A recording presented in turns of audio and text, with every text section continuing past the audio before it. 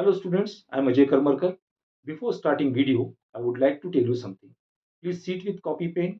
If you find somewhere important, pause the video, note it and proceed on. If you find somewhere difficulty, then please write in comment box. I will definitely solve your problem. And along with, please like, share and subscribe my channel that can reach more and more students. Thank you once again. Now here is question. A plane mirror is inclined at angle of 53° with horizontal and a boy whose eyes are at height of 144 centimeter is standing as shown in the figure. Find the maximum distance of boy from mirror in centimeter so that he can see his full image in the mirror.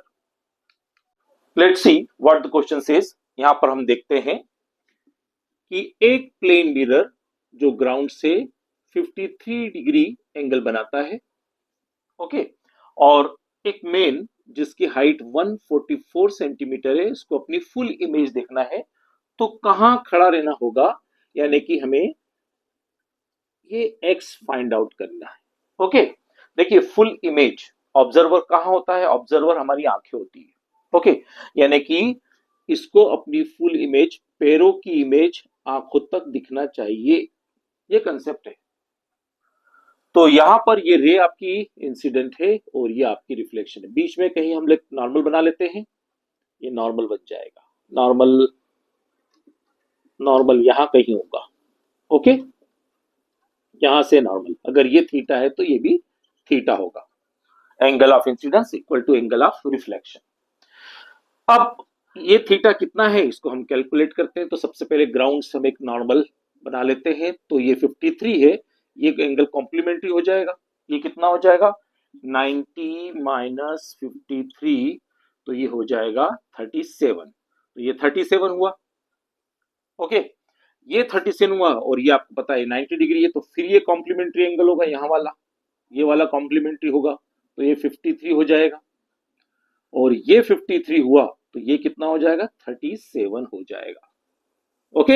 एक बार फिर से समझ लीजिए, ये 53 है तो ये 90° ground से है, तो ये 37 हो गया, ये 37 है, अब ये 90° है प्लेन मिरर का, ये वाला एंगल 90° है, तो ये 37 हुआ तो ये वाला एंगल 53 होगा, और ये 53 है तो ये कितना हो जाएगा 37 होगा। चलिए अब हम इसको हटा देते हैं ताकि कंफ्यूजन नहीं हो, ओके। अब ये 37 मिल गया तो ऑब्वियसली ये भी 37 हो गया। Angle of incidence equal to angle of reflection. इतना सा काम इसमें खास था, इंपॉर्टेंट था, कॉम्प्लीमेंट्री एंगल वाला। सबसे बड़ी बात इसमें ज्योमेट्री की है, इस ज्योमेट्री को ध्यान में रखिए तो काम हो जाएगा। अब हमें चाहिए एक्स, और ये पूरा एंगल कितना हो गया 2 इंटू 37 ना, तो ये अपने को चाहिए वाई दे रखा है, एक्स निकालना है, बात बन गई। तो 10 टू थीटा, मैंने 10 क्यों लगाया है, क्योंकि परपेंडिकुलर और बेस का रिलेशन, ओके।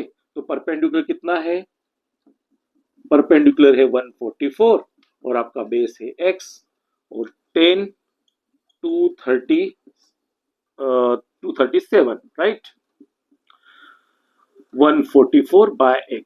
अब 10 237 की वैल्यू निकालना है, तो 10 2 theta is equal to 2 10 theta 1 minus 10 square theta से इसकी वैल्यू मिल जाएगी।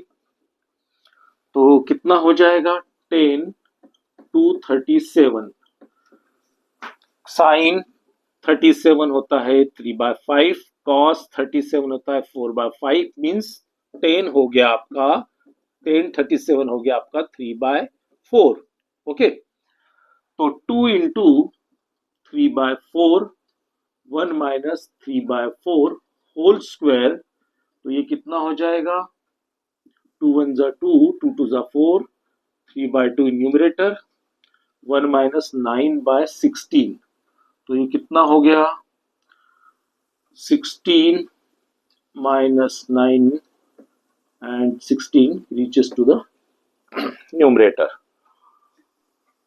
2 8 जा 16 और 24/7, 24/7। चलिए इसकी वैल्यू आ गई 24/7, किसकी आ गई 10 2 थीटा की, 10 to 37. 144 by x. Then x is equal to 144 into 7 by 24. So 24 6 are 144, then x equal to 7 6 are 42 centimetre. हमें सेंटीमीटर में चाहिए, हमें x मिल गया 42 centimetre. Okay, I hope so you understood this question. Thank you. Thank you for staying till the end of this video.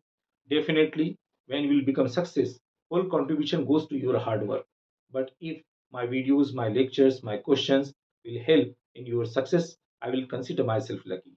Please like, share and subscribe my channel that can reach more and more students. Thank you once again. Take care. Bye bye.